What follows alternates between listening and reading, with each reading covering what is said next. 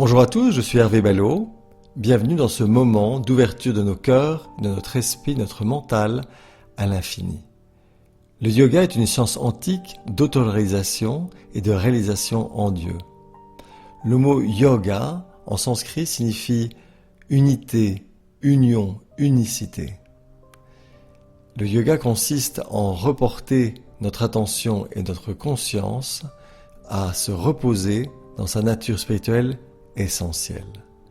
Le yoga donc est de connaître notre nature spirituelle, en faire expérience, l'étudier et vivre en harmonie avec celle-ci. Aujourd'hui, un peu plus dense que d'habitude, le processus de manifestation cosmique, c'est-à-dire comment se manifeste un univers à partir de rien ou ce qui semble n'être rien. Et la philosophie Samkhya, donc le Samkhya Darshana, nous donne un certain nombre de catégories d'états de manifestation, différents états, différents niveaux de conscience, du plus pur jusqu'au plus recouvert par le voile de l'ignorance qui recouvre la pure conscience. Et le premier niveau s'appelle le champ de pure conscience non manifesté. Ça s'appelle Purusha ou Brahma. C'est le pur vide, c'est le rien. Ce n'est pas le vide que nous voyons dans notre espace, c'est le rien, c'est-à-dire pas d'espace, pas de temps, pas de particules cosmiques. Une absence totale de modification ou de manifestation, ce qui ne signifie pas une absence d'existence. C'est ce qu'on s'appelle ultimate reality, la réalité la plus ultime. La pure conscience sans même les attributs des gunas. On se rappelle de Raja, qui est l'énergie, de Tamas, tout ce qui tire vers le bas, et de Sattva, tout ce qui élève. Ces gunas ne sont pas encore présentes. Nous sommes au-delà des limites de l'espace ou du temps. C'est le pur être. Deuxième niveau, ce qu'on appelle le champ divin, Godhead, Ishvara. Pour les chrétiens, Dieu le Père, où les trois attributs, les trois gunas, existent, mais sont en équilibre. Ça s'appelle la pradhana. Ces trois gunas sont en équilibre total parce que la polarité du spectre électromagnétique est parfaitement respectée. La somme de tout fait zéro. Ces forces se régulent l'une avec l'autre et restent suspendues. De ce plan de Dieu, encore non manifesté, on passe à un troisième mouvement, c'est un mouvement vers la manifestation externe. Nous sommes toujours en équilibre, mais les gunas commencent à rentrer en léger déséquilibre. Nous sommes encore dans la nuit de Brahma qui dure 35 milliards d'années. Rappelons-nous que le corps physique, la matière, n'est autre que énergie condensée et que l'énergie elle-même n'est autre que conscience condensée. Il suffit d'ailleurs de regarder un objet, notre corps humain, pour comprendre que, en regardant cet objet à niveau subatomique, que notre corps n'est fait qu'énergie. Donc en fait, ce sont des atomes, éléments énergétiques, qui sont agglomérés les uns avec les autres pour créer des cellules et créer un corps. Pareil au niveau d'un objet. Vers la manifestation externe, nous nous rapprochons donc du Big Bang, le moment où va se créer un univers. Et la physique quantique, aujourd'hui, et la science, permet avec des télescopes comme Hubble ou des niveaux plus importants que Hubble, qui sont installés dans l'espace, de pouvoir regarder très très loin. Et plus nous regardons loin, plus nous voyons dans le passé. La lumière prend du temps à nous arriver. Et nous arrivons à plus ou moins 300 000 années après le Big Bang. Et la science nous explique que même 300 000 années après le Big Bang, c'est-à-dire absolument rien, dans ces milliards et milliards d'années d'un univers, que déjà à ce moment-là, les règles, toutes les règles universelles, toutes les règles mathématiques qui gèrent et qui soutiennent l'univers étaient déjà parfaites. Et je crois qu'il y a des calculs qui vont jusqu'à 42 décimales après la virgule. Ce qui nous fait comprendre, et ce qui fait comprendre naturellement aussi à la science, que derrière, et ce projet vient de quelque part. Personnes croyantes parlent de Dieu, d'autres parlent de conscience, d'autres parlent d'amour, d'autres parlent d'énergie, de conscience, etc., etc. Quatrième niveau, le champ de la nature primordiale, Prakriti, ou Paraprakriti. On est passé donc du Père vers la Mère, la Mother Nature, la Vierge Marie pour les catholiques, et c'est le premier aspect de la manifestation de la conscience. On parle de la parole, du verbe, Om, les trois niveaux de la conscience, de la manifestation, qui représentent tout ce qui peut être créé, soutenu ou détruit à chaque instant et à chaque endroit de l'univers, qu'on appelle au niveau masculin Brahma, Vishnu et Shiva, Shiva qui est détruit, ou leur puissance féminine, Sarasvati, Lakshmi et Kali. 4 aspects de ce champ de cette nature primordiale, Prakriti. D'abord cette force créative primordiale, qui est un peu le starter, qui fait partir un univers. C'est ce déséquilibre entre les 3 gunas qui crée cette friction, et donc la vibration Om, ce champ électromagnétique. Puis l'espace, déjà, le temps, Kala, et les particules cosmiques, Anu, l'atome. Ce sont des particules de lumière. Vers est fait de force cosmique et d'un champ électromagnétique, des fréquences. Au niveau de l'âme individuelle, qu'on appelle Jiva, la philosophie Samkhya nous explique que nous sommes des unités de pure conscience individualisées, qui sont projetées sur le champ de la nature primordiale Prakriti. Et à cause de cette mauvaise interprétation, la vidya, nous nous identifions avec la matière, avec notre corps et notre mental. Revenons sur Om. Om, A-U-M, tout ce qui est créé, maintenu et détruit. Et à la fin de Om, il y a aussi un point, et ce point représente le son nasal qui indique ce qui ne peut finir et est éternel. Dans l'évangile selon saint Jean, on lit « Au commencement était la parole, le verbe, vak, et la parole était avec Dieu, et la parole était Dieu. Elle était au commencement avec Dieu. Toutes choses ont été faites par elle, et rien de ce qui n'a été fait sans elle. En elle était la vie, et la vie était la lumière des hommes. » Donc on parle de lumière, de cette lumière de l'univers, et de cette parole, la vibration cosmique Om, qui permet la manifestation. Et la lumière resplendit dans les ténèbres, et les ténèbres ne peuvent pas la comprendre. Donc en fait, c'est cette vibration, cette manifestation qui envahit le rien, les ténèbres. 5e niveau, ce qu'on appelle le champ du cosmic mind, c'est-à-dire du mental cosmique, qui est en fait le champ de l'esprit.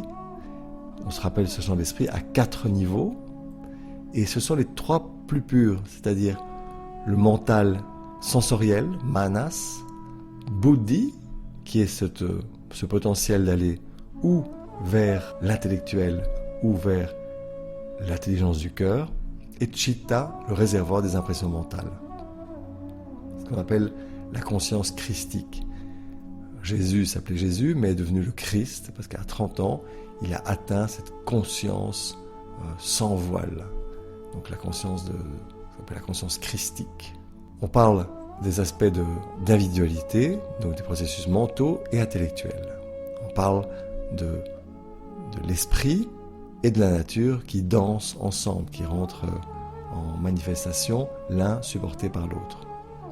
6e niveau, le champ de conscience cosmique et de conscience de autoconscience cosmique, c'est-à-dire le 4e niveau du mental, ahamkara, l'ego. C'est un champ magnétique qui fonctionne par attraction et répulsion. Et donc on rentre dans la séparation, cette erreur d'interprétation de séparation entre un objet qui observe un autre, alors que ce n'est qu'un aspect d'une même chose qui observe un autre aspect de cette même chose. Au-delà de ça, nous rentrons plus profondément dans la matière, dans le monde animal, végétal et minéral. Même une pierre est faite de matière. Cette matière est faite naturellement d'énergie et cette énergie est faite de conscience. Donc c'est une conscience particulièrement recouverte et voilée. Et l'ensemble d'un univers est un seul objet qui est rentré en manifestation. On parle donc de l'union, yoga, l'unicité.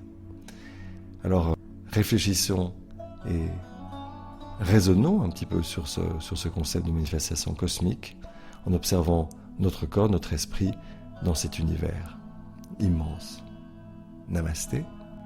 Et rappelons-nous ce que nous disait Paramahansa, read a bit, meditate more, think of God all the time. Donc, relisez un peu, méditez un peu plus et pensez à Dieu, à la conscience, à chaque moment qui vit à travers vous, ici et maintenant.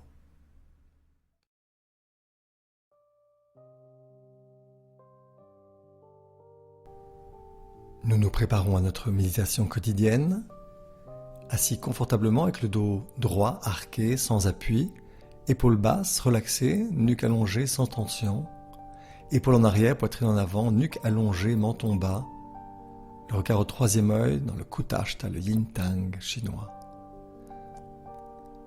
Avec la langue, prenons Ardha Keshari Mudra, la pointe de la langue dans la partie molle du palais, légèrement. Abandonnons notre respiration à ce rythme naturel, sans le contrôler. Maintenant, entrons à l'intérieur. Ouvrons notre cœur et notre esprit à l'infini, à la pure conscience omniprésente. Nous y sommes immergés. Elle s'exprime en nous, autour de nous, à travers nous, dans tout et tous ce qui est. Une seule vie, une seule présence, une seule puissance, une seule réalité unique connue sous tant de noms, esprit absolu, conscience, sagesse, Dieu, Purusha, Ishvara, Allah, Jéhovah, Rama, Satanamaha. Cette réalité est la source, le support et la substance de tout et tous ce qui est dans l'univers, partout et à chaque instant. Nous en sommes la manifestation.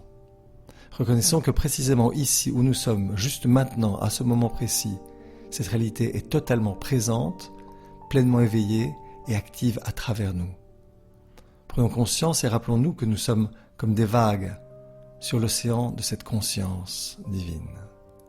Quand nous méditons, nous portons notre attention et notre conscience de l'extérieur vers l'intérieur, de manière à reposer en cette conscience, en y reconnaissant notre nature essentielle.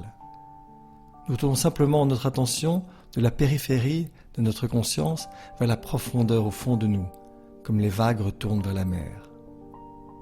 Prenons conscience de notre respiration, observons son flux naturel. Inspirons et expirons profondément. Inspirons, chantant mentalement le mantra Hang, l'énergie monte. Expirons, sort, abandonnant toute pensée ou concept erroné de séparation. Observons et laissons pensées et sentiments flotter dans l'esprit. Et sans plus les écouter, les laissons s'en aller au loin. Si des pensées, sensations physiques, corporelles ou des bruits dans l'environnement distraient notre attention, retournons doucement à l'observation du mantra Hong, So.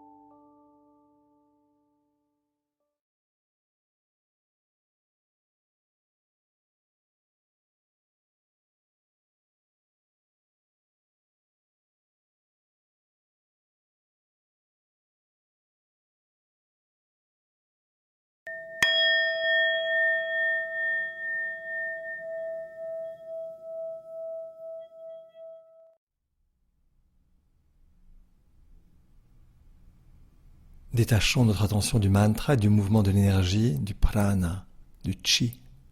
Reprenons conscience de notre corps physique, de son poids sur le sol, et faisons une longue inspiration suivie d'un long soupir. La paix émane de l'essence de notre être et envahit notre mental, notre nature émotive et notre corps physique. Nous pouvons emmener avec nous, partout et à chaque instant, cette paix portative, comme disait Paramahansa Yogananda. Lentement, gentiment, quand tu es prêt, ouvre les yeux. Maintenant que nous reposons dans cette paix, laissons-la s'épancher vers l'extérieur, comme grâce pour tous les êtres, partout et à chaque instant. Que ta lumière intérieure illumine le monde et rappelle-toi de porter dans le silence de ton cœur paix et joie à tous ceux que tu rencontreras. Namasté.